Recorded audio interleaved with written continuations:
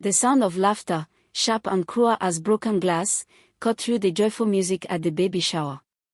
Kofi, her husband of 5 years, stood before her in the decorated garden of their Accra home. But he was not alone. Beside him, her hand tucked possessively in his arm, was Ajua, the beautiful young accountant from his office. In Kofi's outstretched hand was not a gift for their unborn child, but a white envelope. Nola's hands, which had been resting on her round, 7-month pregnant belly, began to shake as she took it. Her heart pounded like a frantic drum.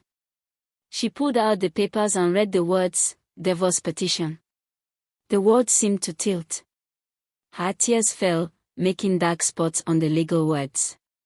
Ajua laughed again, a sound of pure triumph.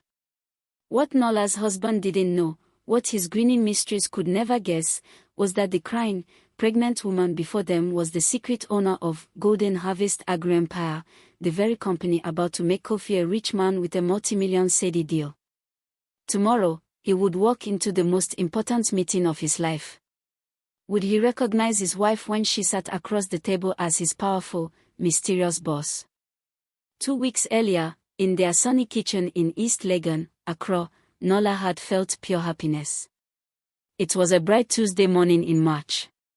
She hummed as she prepared Kofi's favorite breakfast, plantain and eggs. The baby kicked happily inside her. Kofi rushed in, already dressed for work, his phone glued to his ear. Yes, the final meeting with Golden Harvest is in 2 weeks, he said excitedly. This deal will change everything for us. Nola smiled softly. If only he knew. She owned Golden Harvest. She had built it from one small farm in Kumasi 8 years ago into a giant company that fed nations. She had kept it a secret, using her maiden name, Nola Mensah, for business. She wanted a man who loved her for her heart, not her money. Later that day, Nola wasn't at home. She was in her enormous, glass-walled office on the 10th floor of the Golden Harvest headquarters in downtown Accra. Her assistant, a loyal man named Kwame, brought her a fire. The due diligence on Kofi's Best Crops Limited is complete, Madam CEO, Kwame said. Your husband's company qualifies for the partnership. The 500 million cedi contract is ready for your signature. Nola felt a twist in her stomach. She had guided this deal for Kofi, opening doors he never knew were there. She wanted to give him his dream. But a small, worried voice in her head whispered. She had seen the text messages on his phone from Ajua. She had noticed him coming home late, smelling of a new perfume. That Saturday, Nola decided to test her fears.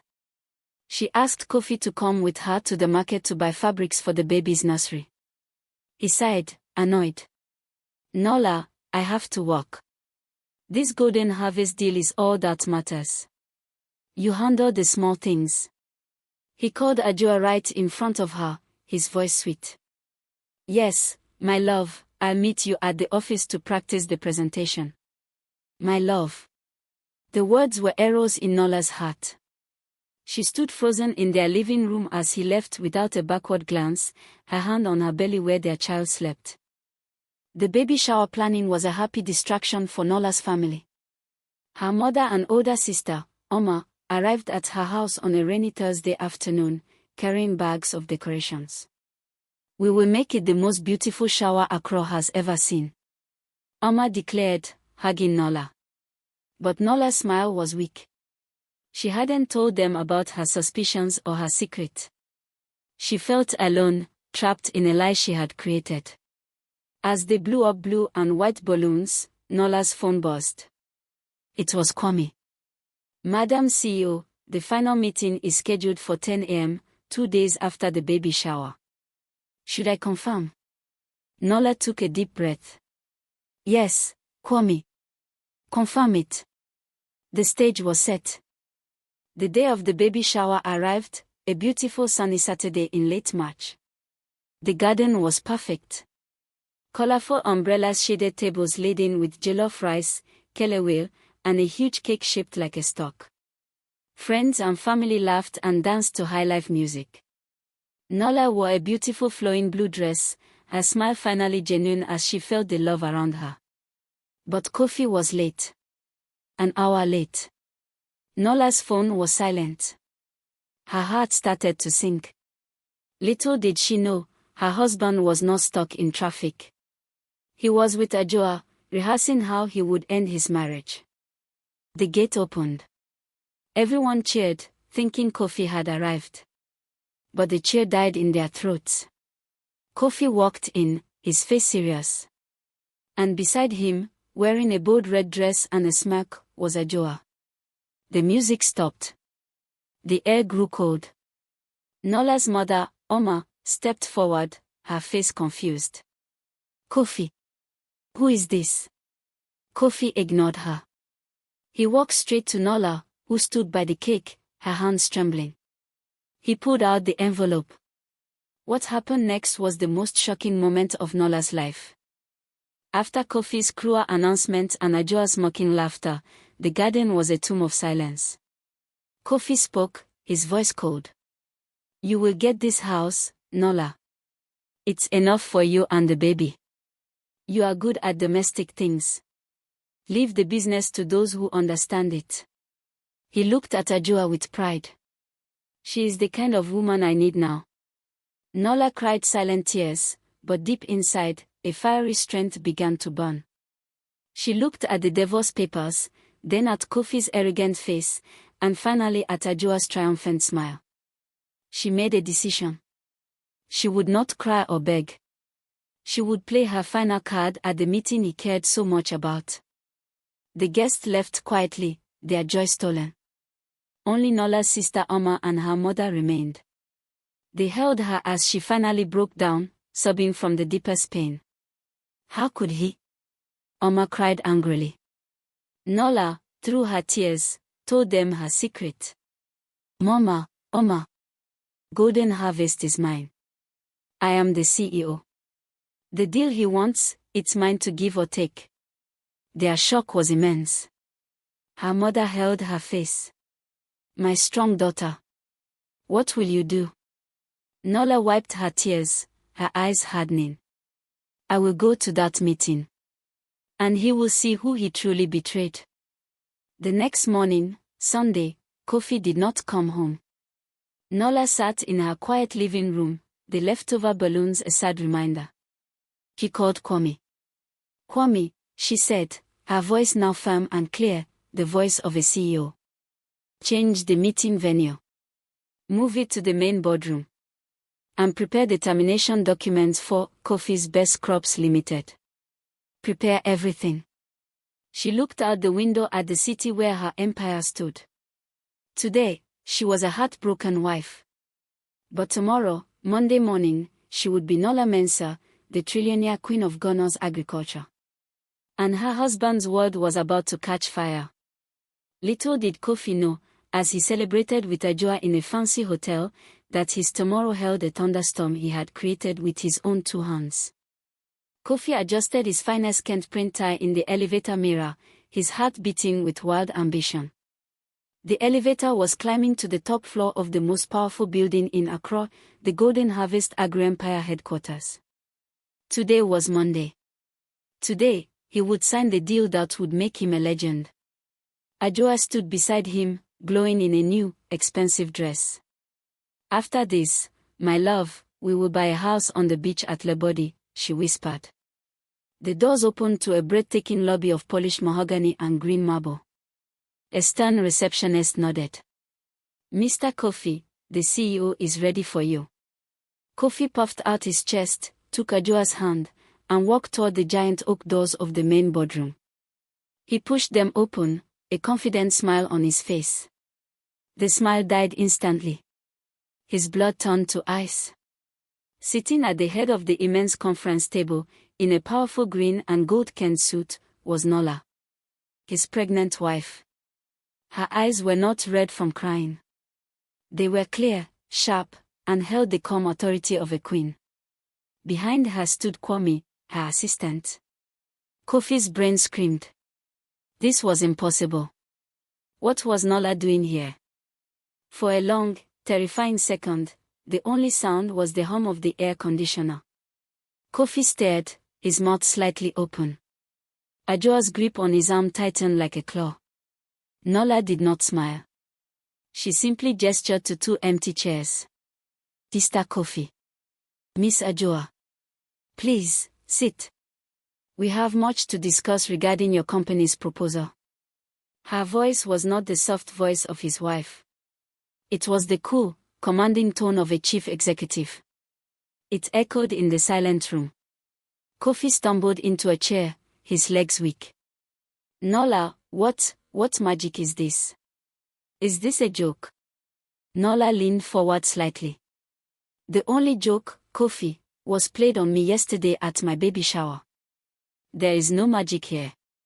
Only truth.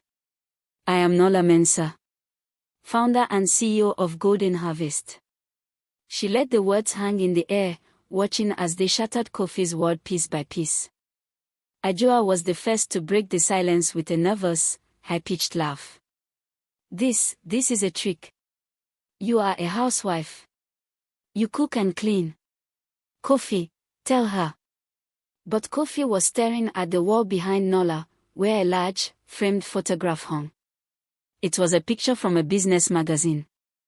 It showed a younger Nola, standing proudly in front of her first farm warehouse. The headline read, Nola Mensah, the Green Queen of Ghana. He had seen that magazine in a waiting room long ago. He had never connected the face to his wife. The realization hit him like a physical punch.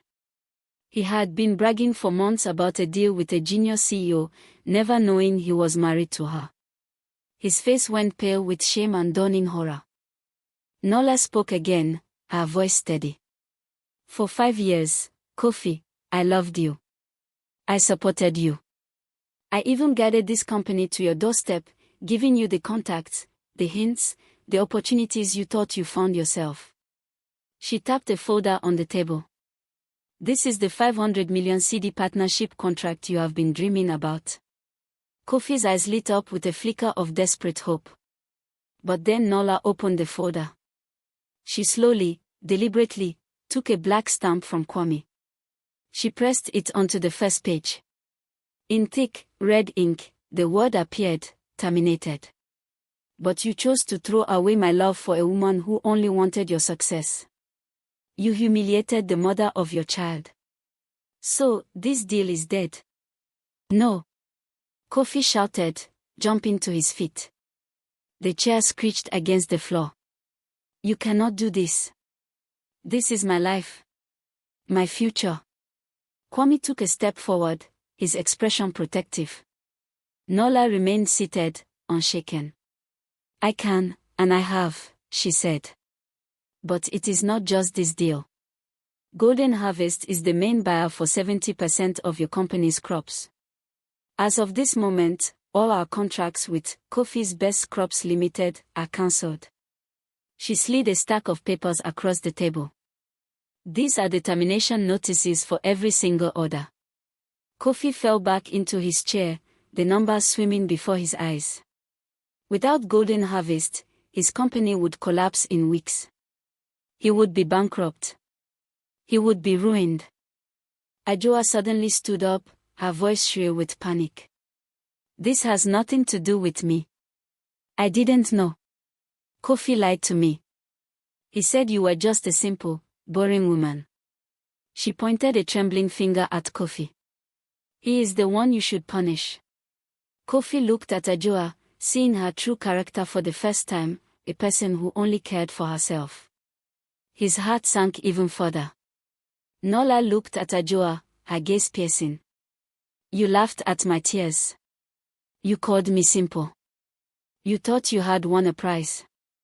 Now you see the prize was never him. It was what you thought he could give you. You can both leave my boardroom.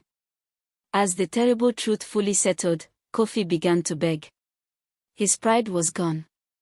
Nola, please. I am the father of your child. I made a terrible mistake. I was blind. Give me another chance. He reached for her hand across the table. Nola pulled her hand away, placing it on her belly.